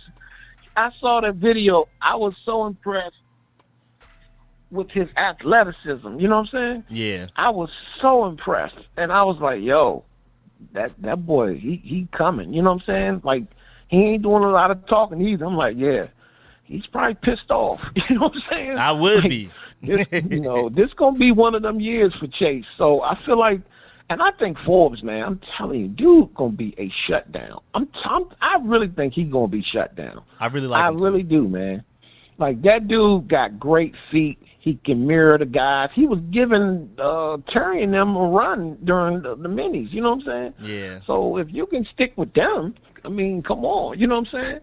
Offensively, I love Jahan. I'm calling breakout for him. You know what I'm saying? Yeah. I'm calling breakout for De'Ami Brown. That's the name right there. Yeah. He got his quarterback from college. You know what I'm saying? I know he's I happy. could see De'Ami catching like 50, but making like 8 touchdowns. You know what I'm saying? I feel like he can be the guy that, when the defense is loading for the other guys, that take the top off. You know what I mean? Yeah. And the other guy I'm intrigued by, I know I'm going long, but No, you good. is Nobody else is in line. Gibson. So. Antonio Gibson, man. I think dude is going to be the sneaky best player we got on offense, because I think the enemy is going to love him more than our other guys, man. I think the versatility that Gibson offers, I got a feeling, man, he going to be that dude, man. You know, he talking about playing receiver and doing all these and he's in a contract situation. So the only question mark I have is at tight end when Amani Rogers went down. That's brutal. You know what I'm saying? Yeah. That's just brutal, because I felt like dude was a beast in waiting. You know what I mean? Yeah. With him going down, I'm not sure about Cole Turner. He got to prove it to me. And Randy Thomas is just old, man. You know what I'm saying? I hear how he looks good, man. I don't know about that. The O-line scares me to death. You know, running it back with Leno is such a gamble. You know what I'm saying? Yeah. Like, I did not like how he looked the second half of last season. So that scares me. But I think the enemy, the good thing about him, I feel like he has counters to any problems you have on offense. You know what I'm saying? Like, if we got weakness, I feel like he got counters that if the quarterback is disciplined and uses his eyes to read the defense right, we're going to have counters that won't expose us as much offensively to any weaknesses we have, man. And yeah, and he I had just Andrew think Wiley looking like a Pro Bowl right tackle in that Super Bowl. That's what I'm saying, man. Like, you know, I think the enemy is the best signing, the best thing we did this offseason, to be honest. I think we finally going to have a high quality offensive mind in our room, and we're going to be able to take advantage of people that, you know, on offense that we haven't been able to do. You know what I'm saying? Like, and so I was listening to a conversation on ESPN. They were like, AFC North is the best division in football. mystified by that. Every team in our division was 500 or better. Every team. Yeah, you know exactly. And I don't feel like none of the teams got worse. So I was just a little mystified by how little. I've been hearing stuff that people really think we're going to be bad this year. Oh yeah, the over under is like 5.5, and I'm like, I don't know how they came up with that number. And I have not been an overly optimistic guy with this team in the last few years. But I just feel like there are a lot of things we've done that make so much sense that I think has improved our team. You know what I'm saying? Yep. And I feel like, and of course you got to consider the divisional teams. I don't feel like any of the teams in the division got much better. You know what I'm saying? Mm-hmm. I don't feel like Dallas got much better. They got Brandon Cooks, but we got the corners for that. You know what I'm saying? Like Pollard coming off of ACL or whatever he's coming off of. They lost Zeke. So I don't feel like, McCarthy calling plays. He doesn't scare me as a play caller. And he's talking about he wants to run it more. Now Zach Martin is like, yo, I'm not coming. You know what I'm saying? Oh, yeah. He's holding out, I think. Yeah. Yeah. So Philly, again, I feel like, now I didn't like them getting DeAndre Swift. That bothered me. I was like, yo, that dude is like, 10 carries for like 120 fighting back. You know what I'm saying? Like, he's going to bust you in the head for like a 60-yarder. You know what I mean? Like, I wasn't happy that they got another big play back in him. He got to stay healthy, though. Got to stay healthy. Yeah, he got to stay healthy. And I don't know that he ever will because that's just his history. He didn't even stay healthy at Georgia. Yeah, but if you get 10, 12 carries a game, dude going to bust a 50 or 60 on you. You know what I'm saying? Like, dude got that ability. So I'm concerned about that. But I do believe that they lost some things on defense that to me make them more vulnerable. You know what I'm saying? Yeah. So I think we got a little bit more explosive with Howell's ability to run. I think his stronger arm will threaten teams. The safety's got to stay back against us this year. You know what I mean? So I don't know. I feel like, opens up the run game. And, B-Rob, I just need him to keep his head up and try to make a big play and stop looking to run into people. Last year, he just kept running into people. Like, he would be in open field and just be like, instead of running to the open field, he just run back into the field and play. Like, what are you doing, man? Like, the goal ain't to hit people. It's to try to take it to the house. You know what I'm saying? So because he can, he think he should.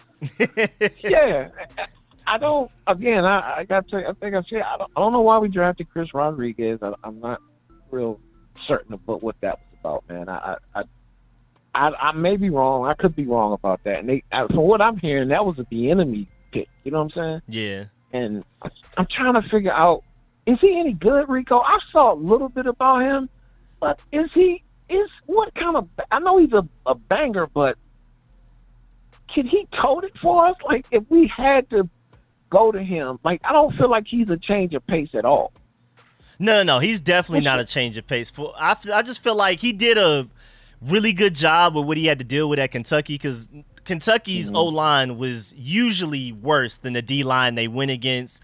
Will Levis wasn't very impressive. They didn't have a great receiving group. So he was like a lot of what like teams focused on stopping. Like even when Georgia played them, we were like, just stop Chris Rodriguez. Will Levis not going to be able to do nothing. So I just feel like he's kind of like a baby Brian Robinson, and I mean, when in doubt, if it's an Eric Bieniemy, it's kind of like with Eric Bieniemy, you just give him the benefit of the doubt because the way he drafted Isaiah Pacheco last year and got that out of him.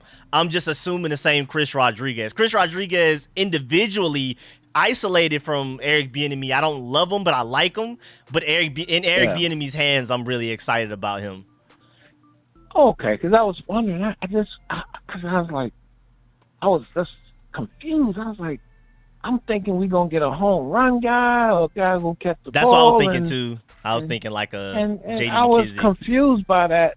But I actually think Curtis Samuel's going to play into that a little bit more as a running back this year. You know what I'm saying? Yeah. I think we're going to put him in that role of running from scrimmage. Like, he's going to be our Swiss Army knife a little bit, him and Gibson. So, I'm excited about but I just wish we had a little better tight end situation. You know what I'm saying?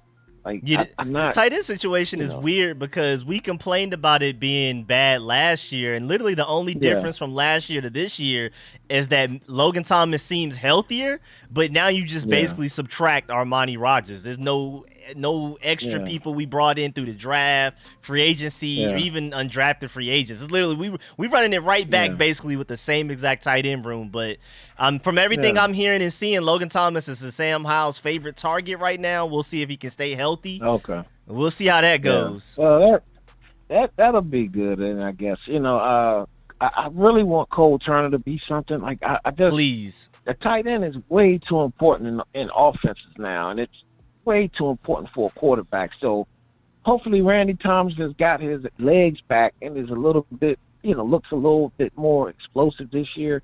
That would help us a lot. You know what I mean? Like, because I like him as a player. I just felt like I actually thought he was on his last legs here, to be honest. I was shocked that we actually ran it back with him. So, but the coaches, they're there, so they see it. I guess, I know Bieniemy had a lot of sway because I know he knows how important the tight ends are. So he must have looked at our room and figured, okay, we got some stuff here to work with. So I'm sort of leaning on Bieniemy's expertise at this point to say, all right, if he feels good about it, then I guess we all should feel good about it. But that bothers me a little bit. And defensively, I wish we had gotten a linebacker, you know what I'm saying? A little better one. Like, I know we got the guy from Seattle, was Barton? Cody Barton. Cody Barton. Like, I feel like he's Cole Holcomb, too. You know what I'm saying? I feel like he's a little Cole Holcomb-ish, But I'm low-key excited about Khaleke Hudson, to be honest. I kind of think dude might be a player. You know what I'm saying? They love him right now, this offseason. They say he's linebacker Dallas one. Game, man, he was all over the place. You know what I'm saying? Like, I feel like if Khaleke can pop a little bit, I'm actually expecting Jamin Davis to take a step to Pro Bowl level kind of player. I think they finally figured out how to use him, and I think this will be the first season where I think he really knows what he's doing now. You know what I'm saying? Also, to add to that, too, because Cody Barton had the green dot for Seattle for quite a bit last year, so he's probably going to be the one with the headset, like having to call the plays, get everybody in line, which will, Jamin Davis tried to do some of that last year. But Jamin Davis thinking less, just using his pure athleticism out in coverage and stuff, I think that's when he's best. Yeah. So I think that's where Cody Barton helps, because when Cole Holcomb was hurt, Jamin Davis was next in line to be the one with the headset, being the quarterback of the defense. So if Jamin Davis can go back to basically being an outside linebacker, Cody Barton handle the keeping everybody in line stuff. And then Khaleke Hudson's, I'm just happy that he wasn't a flash in the pan, because he looked great against the Cowboys, but I was worried about, was that just a fluke? Was that just the last game of the season thing? But so far, they said this offseason he looks, if anything, even better than he looked in that Cowboys game. So we may have three at least solid linebackers. That would be nice, man. And we got the big boy back from Alabama on the D line, man. What's his name, man? Fedarian Mathis, yes, sir. Yeah, Mathis. Yeah, double team man. leader. Like, dude is so necessary, because I felt like maybe last year Payne and Allen may have played a little bit too many snaps. Yeah, they were playing like 90% of snaps and stuff. That's crazy for a defensive lineman. I feel like, they were getting to the quarterback a lot, but I feel like also that they wore down when teams ran it. I remember the Giants game at FedEx, like they ran it down our throat, just basically double teaming and blowing both of those guys off the ball. You know what I'm saying? But I was like, they were doing that 12 personnel. They just were double teaming them and pushing them back. I was like, we couldn't stop the run to beat the Giants. So I felt like this year with Mathis healthy and Ridgeway, man, we got a devastating combination inside. You know what I mean? And if you get Payne a little fresher, man, he could jump into the 12 to 15 sack range with his explosiveness, because I feel like now he has the confidence to know he could be great. You know what I'm saying? Last year, I think he was kind of figuring it out. Like, he was mad his contract year, but I think this year he's going to have a lot of confidence to know, all right, I do this now. You know what I'm saying? That's a great point because like I said, Deron Payne kind of was like the Montez Sweat of interior defensive lineman. Like he was like a bunch of potential, Yes. but not a lot of technique, not Yes. really refined. And so now that like to your point, now that he's gotten that 11.5 sack season, he knows he can do it, and he's got his money. I think he's gonna blow up, especially with more rest, where we're gonna get better production per snap. He's gonna be out there less, but when he's out there, he's gonna be better. And I feel like one thing that was underrated, I think that he improved with, I think his fitness level was so much better last year. Yeah. And I think he finally knows how hard and what kind of shape he needs to be in to be that elite guy. I think before he was flashing, but I don't know that he was in the elite shape. But now I feel like he knows, all right, because I've seen things off season with him train. I'm like, yo, he's getting after it. You know what I'm saying? Yeah. Like Payne feels like, all right, I'm gonna go ahead and try to make the Hall of Fame now. Like I'm gonna go ahead and try to do this. You know what I'm saying? Yeah, and so I feel that's like gonna be the problem with I love Jalen Carter, and I think he has the potential to be like another Aaron Donald. But even at Georgia, he only tried half of the snaps. Like literally only tried. Sometimes he was literally just a dummy out there, like literally just a mannequin. Yeah. When he tried, he was Aaron Donald, but he only tried half the time. Yeah. And I feel like, to your point, that's the conditioning that Deron Payne has reached that Jalen Carter doesn't have yet. That's so important, man. Like, the difference between guys in the league that are elite and the guys that are potential is pretty much their fitness level. You know what I'm saying? Yeah. Like, do you have the stamina to put pressure on people constantly? You know, every guy takes plays off. We know that. But you got to have such an elite motor with your fitness level inside. You know what I mean? Like if you can get your fitness to that elite level, like Quentin Williams impressed me this last year. You know what I mean? With how much more fit he was. Like he just dominated. And I feel like Payne is at that point. Allen is at that point. So I feel like, and I actually think Chase Young is going to be at that point. You know what I'm saying? That he was at Ohio State. He's going to have that level of fitness. And Sweat, he's just a mystery to me. I can't figure Sweat out. Like, this dude is a monster. You know what I'm saying? And he's the guy I'm scared that if we let go is going to be like a 15, 20 sack guy. You know what I'm saying? Like, he has the whole talent package. The whole package. You know what I'm saying? The dude runs a 4.4. He's sick as an athlete. So I wish if he just gets like 20% more motivated, like he can go from like an 8-9 sack guy to like 15, like, you know what I'm saying? Like, because he has literally all the tools. I feel like he's always that one step away guy, and I think our secondary is gonna be a huge help to that, because quarterbacks just getting the ball out of their hands immediately, especially with Jack Del Rio playing 5-8 yards off the receivers with the corner. I think with our improved secondary, Emmanuel Forbes, Quan Martin, Benjamin St. Juste healthy, all of those guys are safeties. Because we were allergic to coverage sacks for years now. Like, if a defensive lineman got a sack, he earned it. Yeah. He truly earned that. I think we'll finally, like, our improved secondary, that one step away that Montez Sweat has always been. Instead of just leading the league in pressures, I think those will actually convert the sacks. That extra little bit of hesitation from the quarterback to have to worry about what the secondary is doing, all that type of stuff. I think Montez Sweat's going to be able to get there more often this year. I would agree. I agree with you on that, because the thing I like about our corners, man, we got Forbes is what, 6'1"? Is he over 6'1", really long, skinny but really long. That's what I'm saying. Like, I know for a fact when you got long corners, it visually bothers quarterbacks, because they question whether they can get a guy open fast enough. When you got small corners, like when you got Fuller out there, teams will be like, oh yeah, we can post him and edge him out. But we got some long corners, man, that visually can really bother a quarterback with their instant reads. And if they got to hold it for that extra second, man, you're right. That pressure is coming from the inside and outside. Yeah. And I think Chase is finally going to play with the discipline, to stay in his position and read the quarterback. If I just had to tell Chase anything, dude, just read the plays. You know what I'm saying? Like, you don't need to kill yourself trying to don't take yourself out of plays. You know what I'm saying? Yeah. Sometimes you staying in your lane, the quarterback is coming back to you. You know what I'm saying? Yep. Like, you watch T.J. Watt and those guys. It's really about how smart they rush, not as much about their explosiveness. You know what I'm saying? Yep. Yes, you got to be explosive and relentless, but you also got to anticipate where the quarterback is going to flush to. And if you just keep your head up and you say, all right, I'm not going to just dive inside to get it, because that's a one-move thing.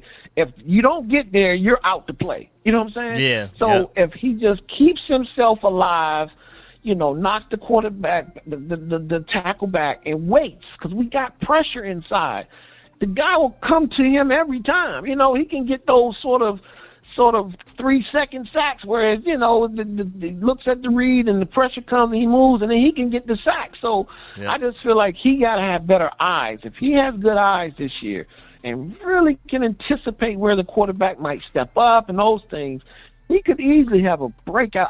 I'm expecting. I think Chase is a good football player. I don't think that he forgot how to play. So I'm looking forward to that, man. So yeah, I'm excited. I think this team is headed in the right direction. You know what I mean? Same here. Ownership wise, I don't know. I'm confused about what they're going to change the name to. I'm getting a little tired of all this name change business. Like I don't think they will. Now we got to go. I keep hearing we're going to change the name. Like, if it doesn't go back to the Redskins, then what are we doing? Like, do we really need to go through this whole thing again? You know what I'm saying? Yeah. Like, I done bought a Commander's hat. I'm like, shit, man. I don't want to buy no more gear, man. Where are we doing? The Red Wolves again? Like, so yeah. I really need them to settle down and, well, if it helps, Josh Harris, when they asked him, he dodged every question possible and basically was like, we're trying to focus on fan experience and on the field. Like, he's basically like, please stop asking me. So I don't think if we do it, I don't think it'll be anytime soon anyway. But that's even if we do. But have you heard anything about us in the new stadium? Did he even allude to anything like that? Nah, he didn't talk about anything new, but he did talk about the fact that, like, with the current one, he wants to, like, improve it and, like, do everything he can to make it better. They already added extra railing already, like today or yesterday or something. There's, like, extra railing when you're using the steps or whatever, something like that. So they're trying, at least the current one. I don't know about the new one. He said something about JFK, but it's a lot of legal stuff in the way, so we got to see. Yeah, I think the DC, they really want to get Washington back. So the RFK site, I think, will be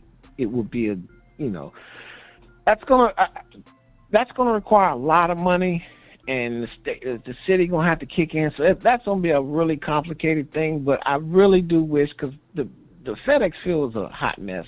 You can put lipstick on a pig all you want and maneuver in. That place is a mess, man.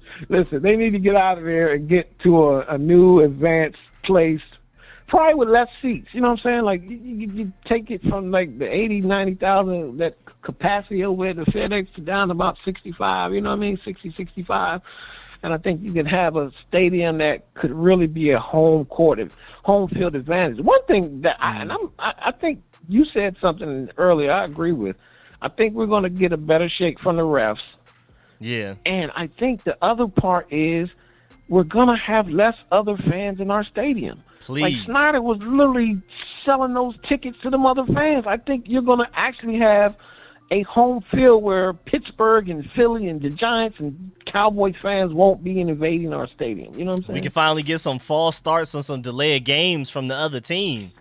Finally.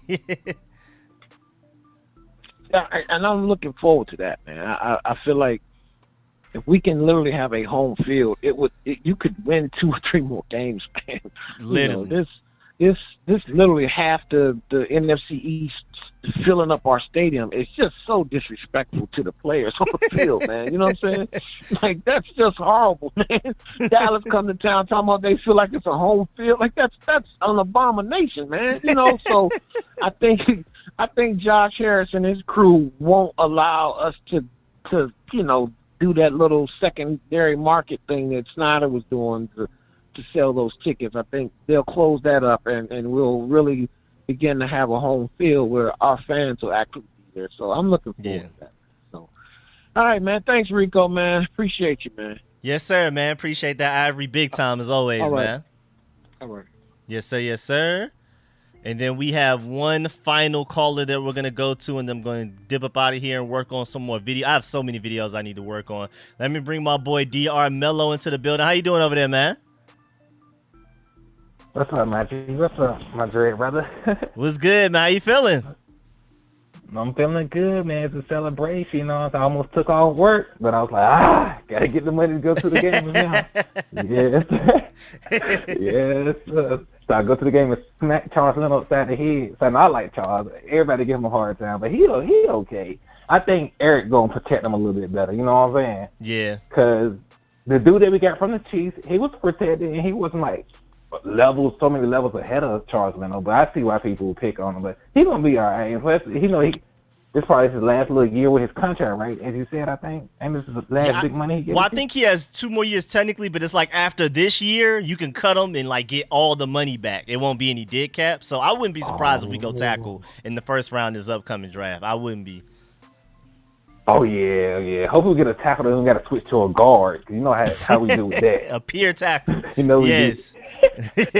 Oh, man. What you think he's going to do about Mr. Fuller, Mr. Bernstein at the beginning of the season? You think he's going to last the whole season with that money? I don't know. This is a weird situation because somebody got to start. And we have 3 starting corners. You don't bench the first round pick, I don't think. And then Benjamin St. Juste was our only hope against guys like A.J. Brown and Justin Jefferson. So I don't know, but Kendall Fuller's still pretty good. But you can't play him in the slot.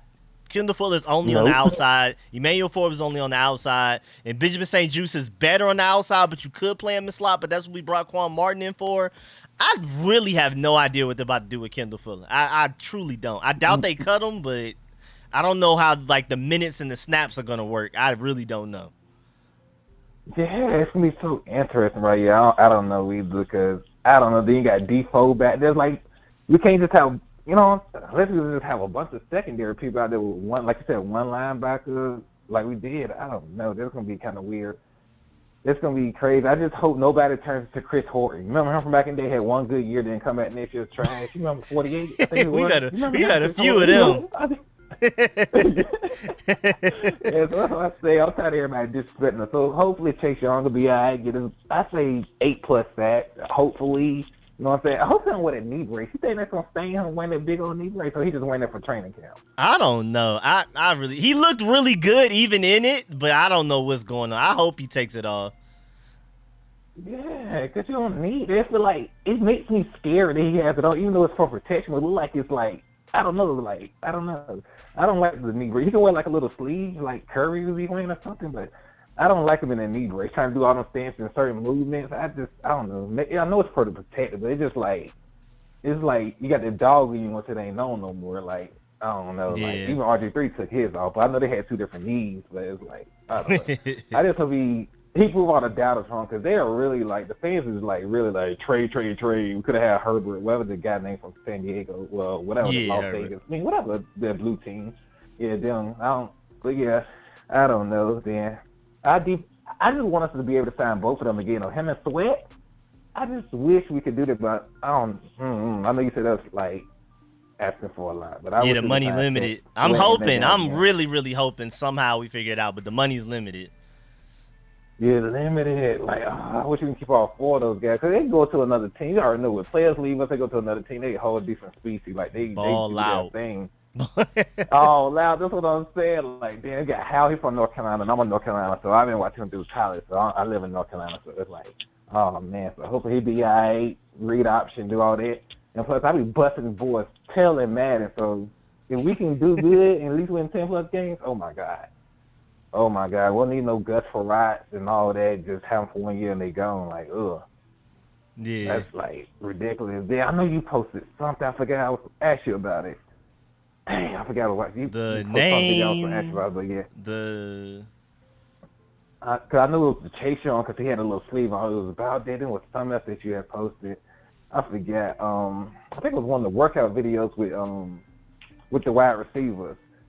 Oh yeah, McLaurin, Howe, Diami, Brian Robinson, all of them. John, Jacoby Brissett. Yeah, like you said, why do they work out in Florida? Like, yeah, I don't understand why know. they work like it's just like it's something that goes on down there that we don't know about. Like, I truly like you said, don't know. That's pretty hot to be working down there. Like, I would think they'll work some of this, like, you know what I'm saying? They ain't got to worry about passing out, but hey, whatever floats the elbow, man. I know when training camp starts, but it technically starts the 26th. The rookies reported today, the 21st. Veterans report the 25th, and then we start actually practicing the day after that, the 26th. Oh, 20. Okay, so you got so you got videos to do today. Oh yeah. That's what I'm saying. I'm about to literally get off here and get to working on some videos because it's about to get busy. Oh, yeah. We just gave Emmanuel Forbes and Quan Martin their contracts today too. Oh yeah. You got work to do, buddy. I just called to say what's up to my dread brother. Hey, hopefully win 10+ games and we shut all these. Well, you know what we're about to use. My brother, create your videos and I'll be watching later. Yes, sir. Appreciate that, man. Big time. Thank you, man. My boy DR. Oh, already. DR in the building, man. Take care, my brother. Yes, sir. Yes, sir. All right, so appreciate all of the calls, man. I really, really appreciate y'all. Those were some great calls. First of all, I got to shout out my boy Joe Castles for the donation. Appreciate the $10 donation. We're going crazy down there in San Antonio. Yes, sir, man. I'm telling you, Burgundy and Gold Nation, whatever you want to call this, Commanders, Washington football team, Redskins, whatever. It's a different type of energy out there throughout the whole world because we got fans everywhere, all across the country, all across the globe. Germany, Mexico. We've had people pull up in the live stream from Honduras, from Brazil, from Australia. Especially the UK. We're heavy out in the UK. So the world is a better place with Snyder selling the team. Appreciate that, Lawrence. Appreciate everybody that pulled up. Appreciate that. Was good. 100. Let's go. I was hoping we ain't losing anybody staying in DC. RFK is too small. Okay, bet. Just keep Kendall as a vet. I saw that. Also, the dime package comment, I like that as well. Our dime package with like 3 corners on the field at the same time, gonna be crazy. I completely agree with that. That's gonna be insane. I'm really excited about that. It's gonna be really interesting to see who actually starts for real when we only have 2 corners. But my boy Brian definitely has a good point. That dime package is gonna be crazy. But appreciate all of y'all, man. I really, really do appreciate that, Todd. Thank you, Lawrence, for y'all pulling up and everything. Thank you for everybody calling in. Thank you for everybody in the chat. Please leave a like on the way out. Make sure you stiff arm that like button on the way out. I'd really appreciate it. And got constant content coming out. Got some more videos coming out today. I have a lot of videos coming out from now on because we're about to be in the swing of training camp. It's about to get serious. Like I got to break down training camp videos. I got to upload the practice clips from training camps and stuff like that. It's about to get serious. Good, King Jamie. Thanks for the great. Appreciate you pulling up as a Chiefs fan to support. Shouts out to all of y'all for supporting again. Stiff arm that like button on the way out. Crazy content coming out. I mean, we're about to get to the point it's like 2-3 videos a day because training camp and everything else going on off the field as well. Like if Josh Harris says like some stadium updates, I got to do a video on that. And y'all are already going to get 1 or 2 videos a day just from training camp stuff. So, man, make sure y'all stay tuned. Appreciate that, Jamie. Shouts out to the Chiefs for winning that Super Bowl. Good luck to y'all as well this season. And yeah, man, it's a new day, y'all. Catch y'all later. I'm out.